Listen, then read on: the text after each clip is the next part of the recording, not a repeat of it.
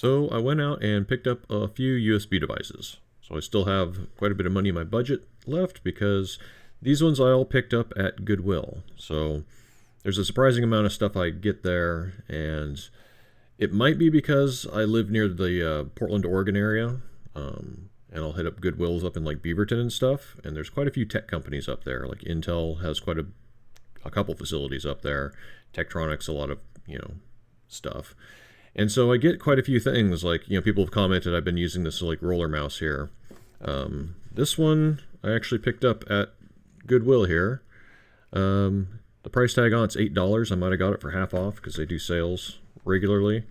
But these things retail for like $100-something. And the same thing as I found this little guy.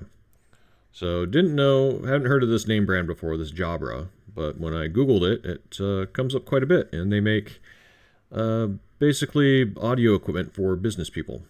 And what this device is it is a USB audio, so it's got a big speaker on top and a microphone. It also, around the edges here, is touch sensitive. So we have a plus and minus that does volume control, a phone pickup and hang up, this little button here, which seems to be programmable, and then a mute button. So I'll be plugging that in and looking at what it does. Along with that, I also found an old Dell keyboard. So this one's kind of fun because it has a built-in hub. That does come in handy for some stuff, especially since I'm playing around with USB things. That'll make it easy to just plug things in and out without having to reach around the computer. And more importantly, it has a whole variety of buttons at the top and a knob. So I'll be going over like how these buttons are read out and the knob and what all that means. And along with that keyboard, I also found this one, which also lights up with LEDs, and it's supposedly a mechanical keyboard. I haven't actually pulled it apart to see what it is.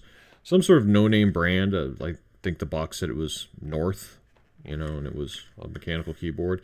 It also has a volume knob on it. And along with hitting like a function key, you can get to also, here's volume control keys, a mute key, stop, play, one that looks like an email, one that looks like a calculator. And the reason these all work, so if you plug these into Linux and you hit that calculator button, the calculator app will actually turn on. And there's a reason for that. It isn't because every keyboard has some sort of special driver for it where it knows that this particular key knows that. There actually is an official USB standard for all these things, for hanging up the phone, for opening the calculator, for increasing and decreasing the volume. So I'll be plugging these things in, going through Wireshark, because that's easier right now. I am writing my own software for 9front to do some of this, but it's not finished. It's mostly for data entry reasons. There's just so many different codes you can put in to translate to all the possible things a USB human interface device could respond with. So I'll go ahead and cut to, I guess I'll start with this guy here. Before I jump into looking at what Wireshark outputs for these USB devices, I'll quickly go over how to read some of this stuff. So I'm going to be using this as the HIDS usage tables for Universal Serial Bus.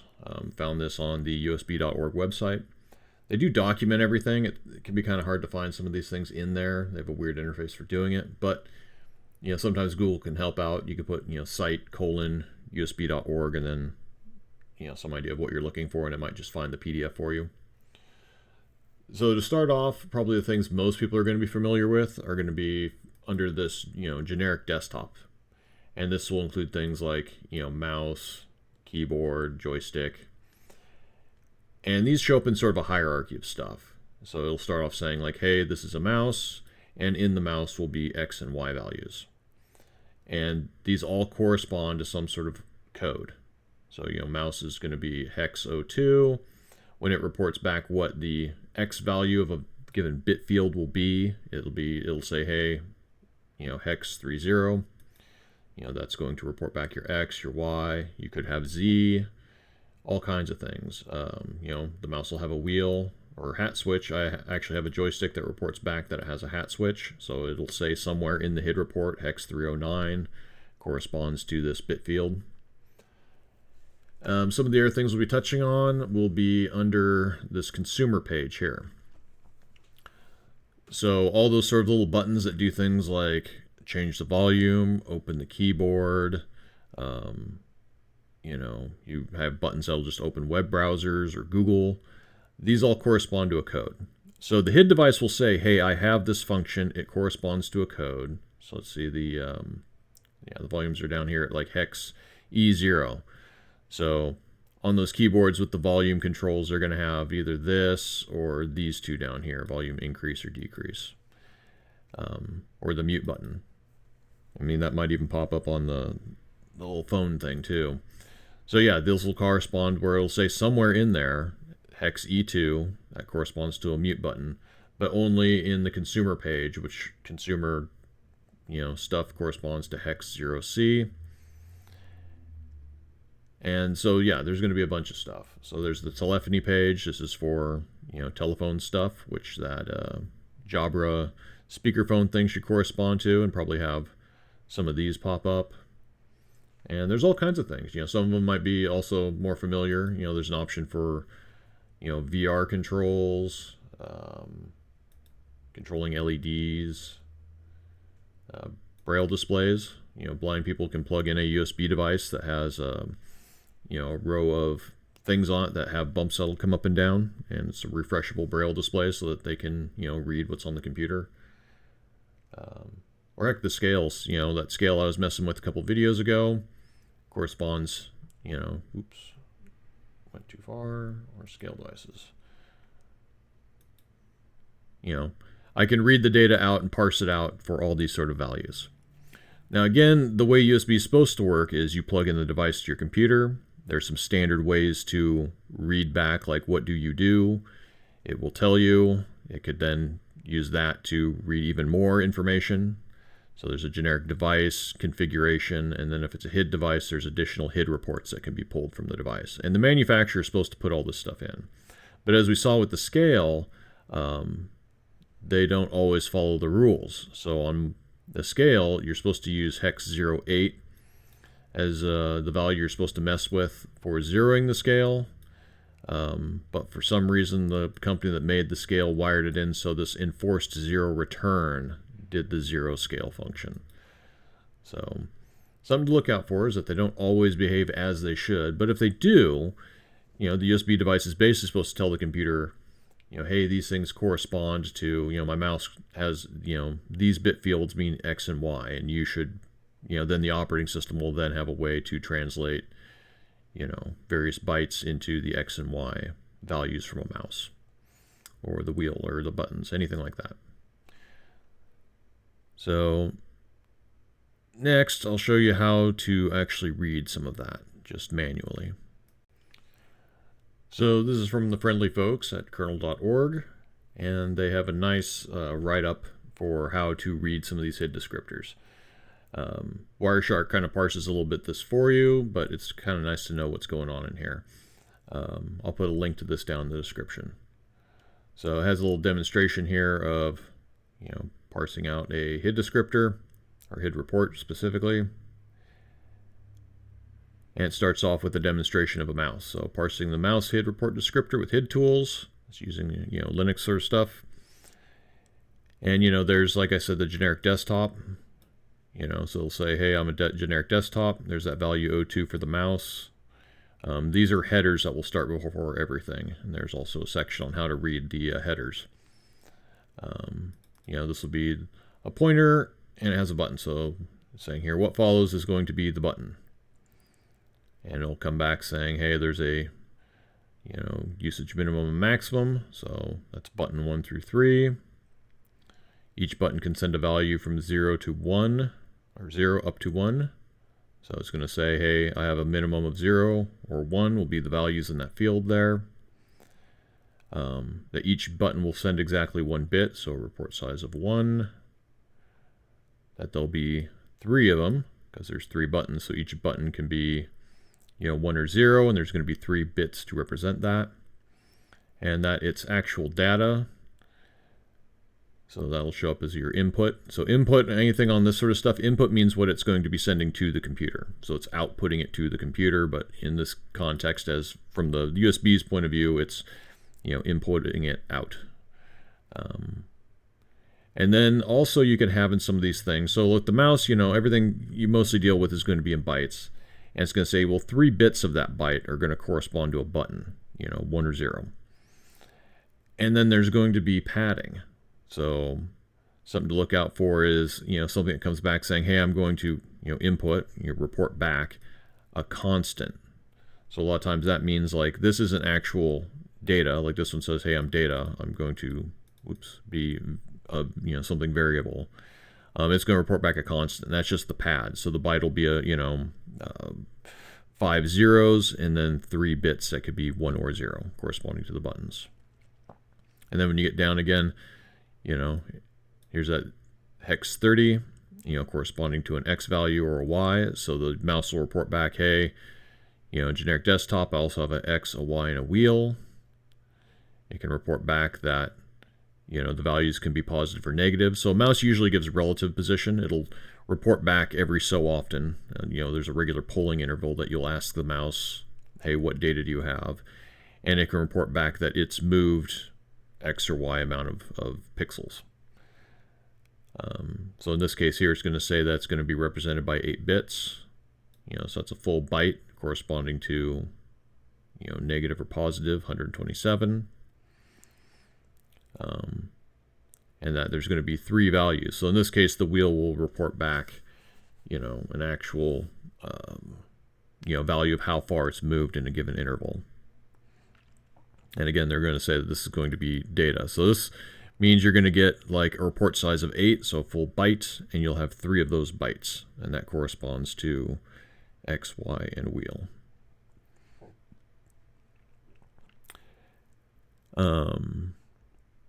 Yeah, so I mean, if you actually just output like a hit report, this is what it's going to look like. It's just a whole bunch of bytes, and each of those bytes correspond to something. There is a couple spots in there where it does report back strings of ASCII or UTF-8 text. So whenever you plug a USB device in and it, LS USB on Linux or USB tree in 9front, reports back a name of the device. That's also stored in there and reported back as bytes that should be interpreted as text. But this case, in a hit report, it doesn't. Each byte might report back something. Like here's another consumer, an example of a consumer thing that, you have a headphone, and it reports back something. All right, starting off here with that Jabra speakerphone. So I plugged it in real quick, mashed some buttons and unplugged it because being a USB audio device, it's going to send a whole bunch of, down here, all these isochronous data. So this is time-sensitive data, and it's usually used for audio. But let's get back up here to when we first plugged it in. This is setting up the hub, and then we get to the device. So we got a device descriptor. There's our vendor and product ID. So this is our vid and did. After that, you get a configuration descriptor.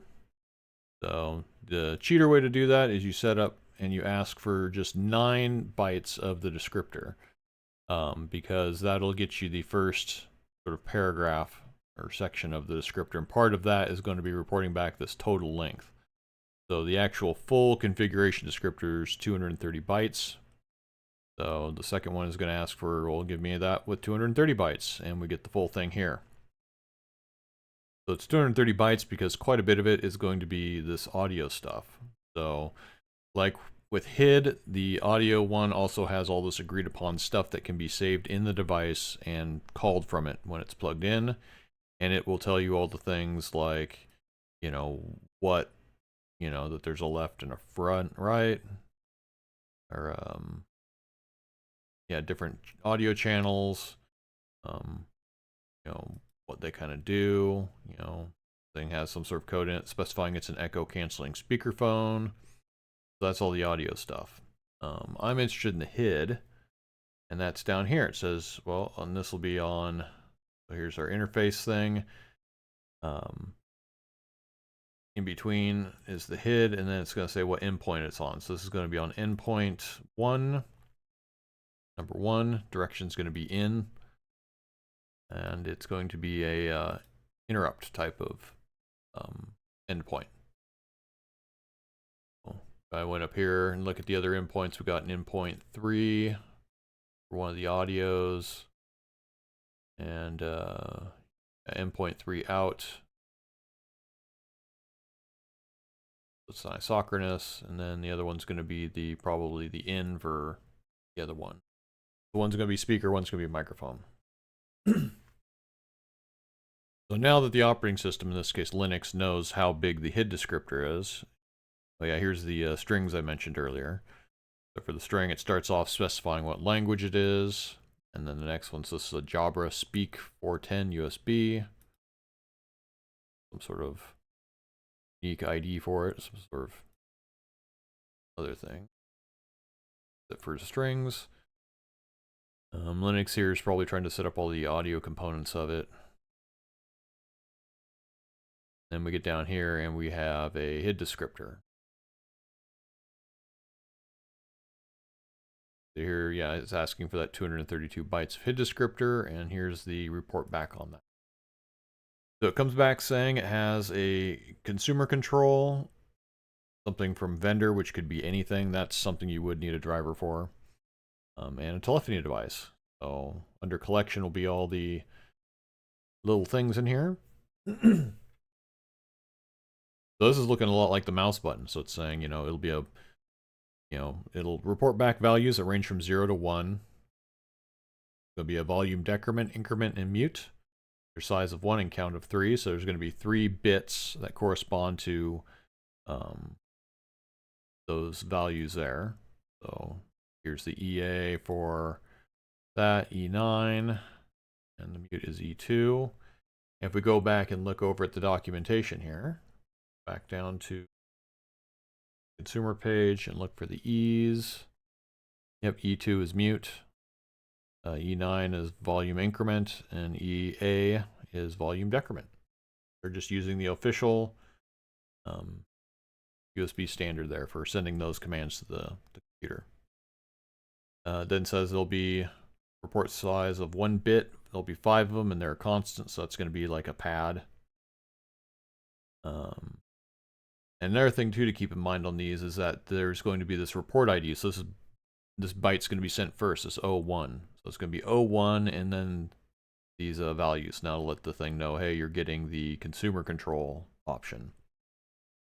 If we go down to vendor, vendor's going to report back 02 and then send back something. So something that's a minimum of 0 to 255.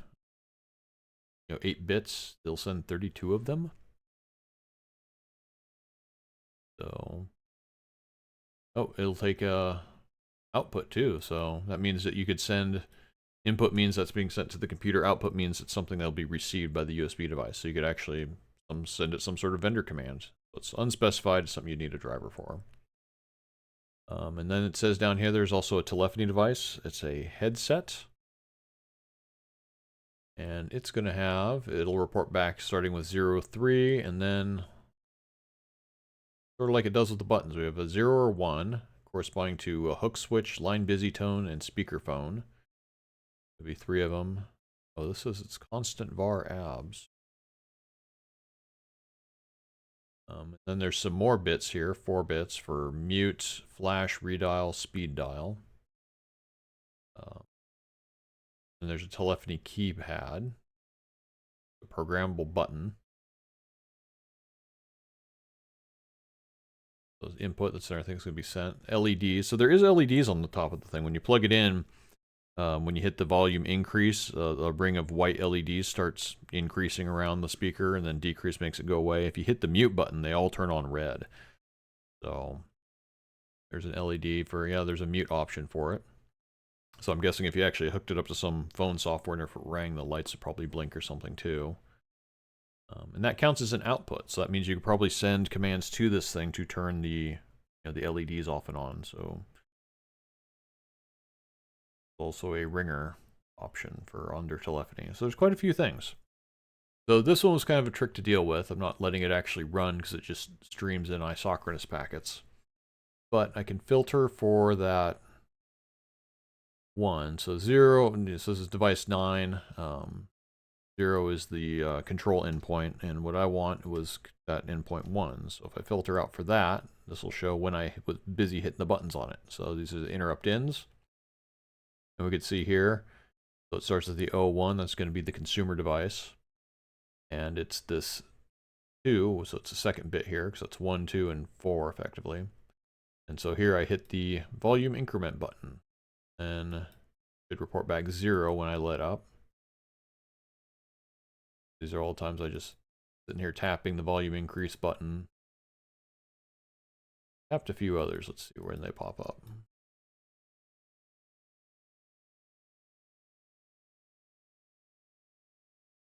Still just increasing.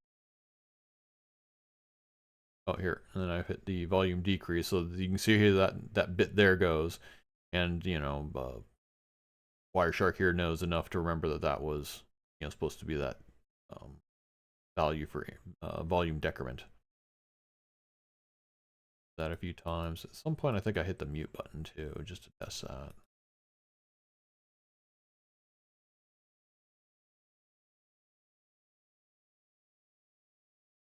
Got to. But anyway, so yeah, that's reading the HID report. So it comes back. I just have to set up some sort of driver to check on that particular endpoint. Look for anything that says 1, match these bits to the values mentioned earlier, and then I'd have something, if I fed that into some program that operated, that then wrote in, well, on 9 front, it would write into the volume file for the audio, and I could increase or decrease the volume like that. So anyway, let's move on to that little keyboard.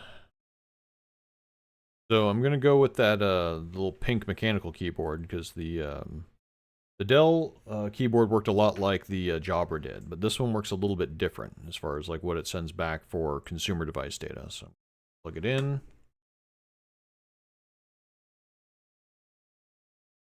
So there we go. Turn off my filter. So I can go ahead and do this live. I'll just leave it plugged in since it's not going to be spamming a bunch of stuff to it.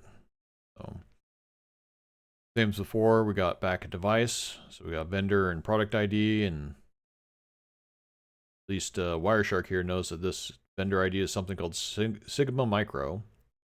Doesn't know what the product is. But we do have some strings. So let's see. It calls itself USB keyboard. So pretty generic. Made in China here. That's, I guess, its serial number. But we get back a full configuration descriptor here. And we get 2. We get 1 on endpoint 1 here. So endpoint 1 interrupt in. And it's a 55 byte descriptor. And then down here for endpoint 2, also an interrupt, will be 141 byte. So this is the first one here, and this is just this is just going to be the keyboard. So we have LEDs for the keyboard. And an interesting thing about keyboards is that there's no real circuitry inside for when you hit the caps lock button to turn the light on. When you hit the caps lock, it just sends the, sends to the computer that you press the caps lock key. The computer then has to interpret that and say, oh, well, I should send back a command telling it to turn on the LED. So under LED, this isn't an input, it's an output. And works kind of like the buttons here. In this case, it's going to be different report sizes here of 1 bit each, corresponding to the caps lock, num lock, and scroll lock lights. And then a pad for it too. So here's that 5 bits of pad. There's going to be a couple for the keyboard. Some of them are going to be for the meta keys. So that way you can hold down shift and another key and it'll report those separate from the keys. The keys we get, from this to that, possible value, and they're going to be size of 8 bits, so it's a full byte, and there'll be 6 of them. So if you've ever noticed with USB keyboards, it doesn't really report you holding down more than 6 keys at a time. That's baked in there like that. So, in fact, I'll go ahead and scroll down here and hit some keys to show what the keyboard output would look like. So I'll hit an A. Oops. Still got my mouse up in the filter section here. Go down and see that it came in on interrupt 1. So there's my A key. I can actually split this out. So it'll talk about how, like, you know, those first bits there were just for the meta keys, your Control, Shift, Alt, all that. Then there's a padding. And then as I hit the A key. Then I released it. So that's just the regular key stuff. What I'm interested in here is these other options you have. So it shows here we have consumer controls along with a bunch of other keyboard options. So this is going to be on endpoint 2. So the consumer controls will start with a 0, 1 and have all kinds of possible combinations. So from 0, 0 to 2, 3C. Let's check the paper here. Go back to our big thing. What's all the possible values? I guess it'll end at this one here. Kind of an interesting place to stop, but that's how far it goes. Or a local minimum maximum of 0 to 272 or 572. That might be in. Oh, maybe that does go all the way up. That might just be in decimal though. Anyway. So this will send back, you know, those consumer control options. And it says it's going to be a port size of 1, a count of 16. Okay. And then it also says it'll do, system control.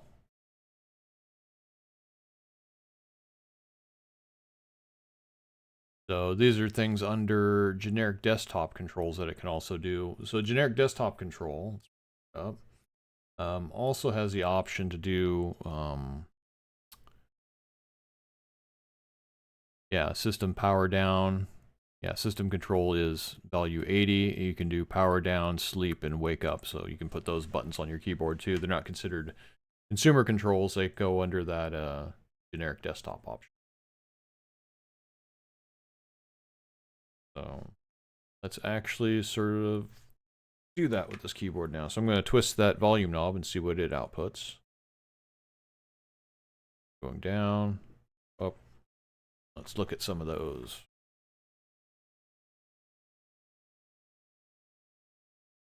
So here we go. So the other, the Jabra and the Dell keyboard does the same thing where it would send back, you know, sort of a bit field where every bit corresponded to some value. In this case, it actually just sends back that value, that E9, which is the volume increment.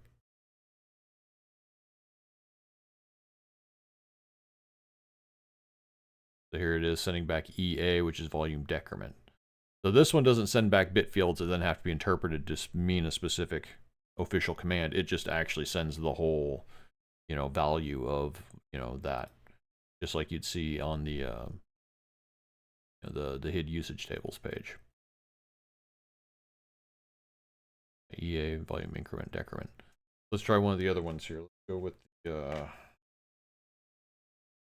this one here should open the calculator, which I just pressed that button. The calculator popped up, so let's see what it reported back. Yep, here it is. So it sent back this 9201, which is probably in reverse order. Yeah, here it is, here corrected, you know, 0192, which translates to launch the calculator.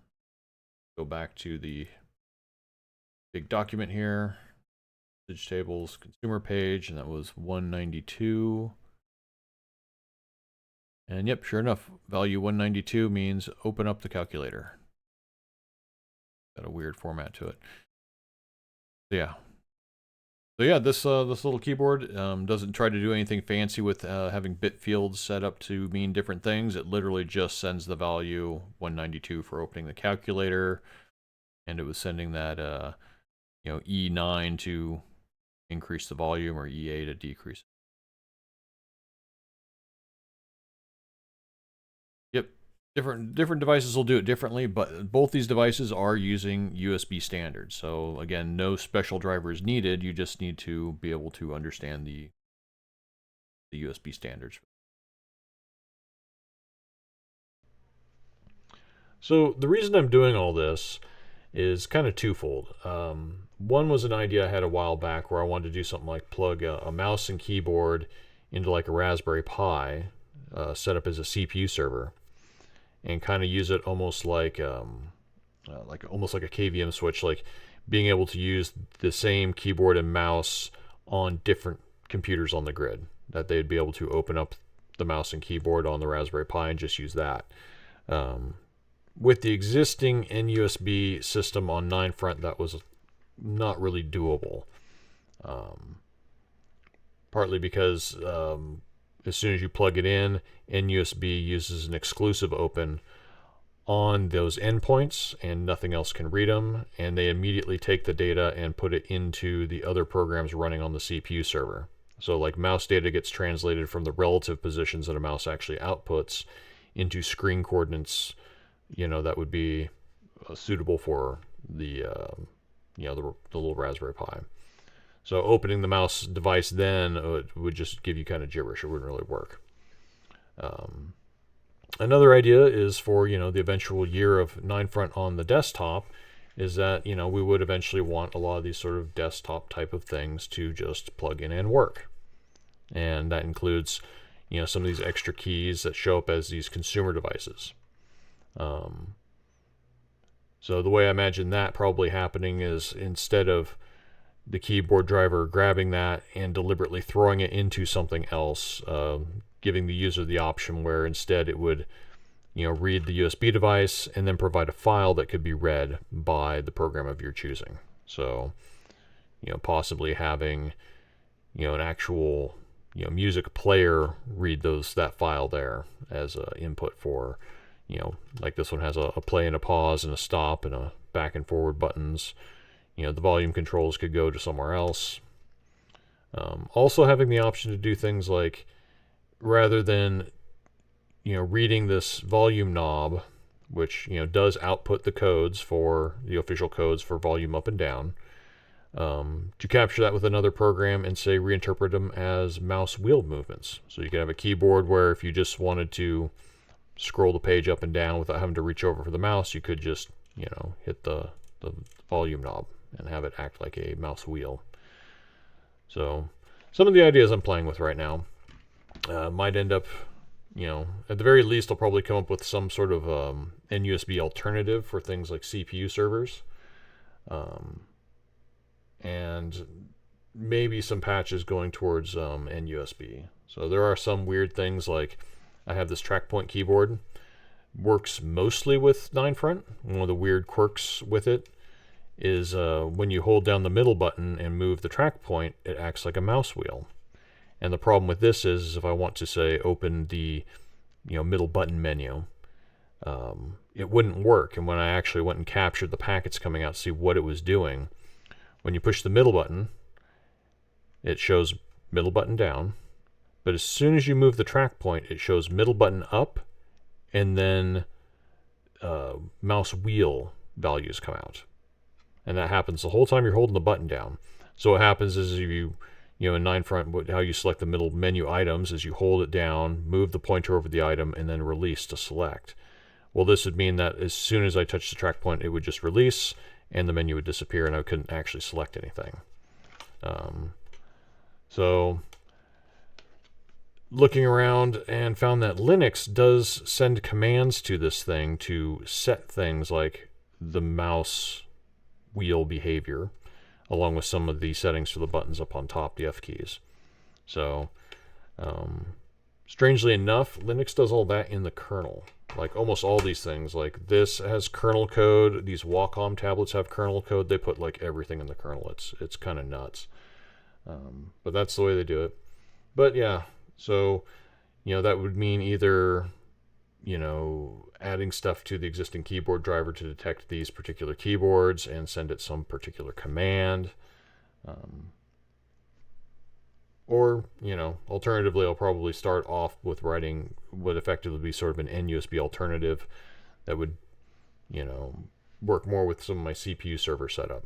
So in the end, I'm not actually using a Raspberry Pi for the CPU server. I have a little Dell mini computer here, which the Raspberry Pis have really flaky USB. Everything on them is kind of flaky. And this is, works much better and has more USB ports, and doesn't have the power issues that, the Pi does. I have trouble like with this keyboard here. Actually has a bunch of LEDs in it, so when I plug it in, it starts sucking down a bunch of power. But anyway, so yeah, that's kind of what I'm looking to do. I also have a few more USB devices that I'm going to be ordering to play with, so keep an eye out for that, and in the meantime, have fun.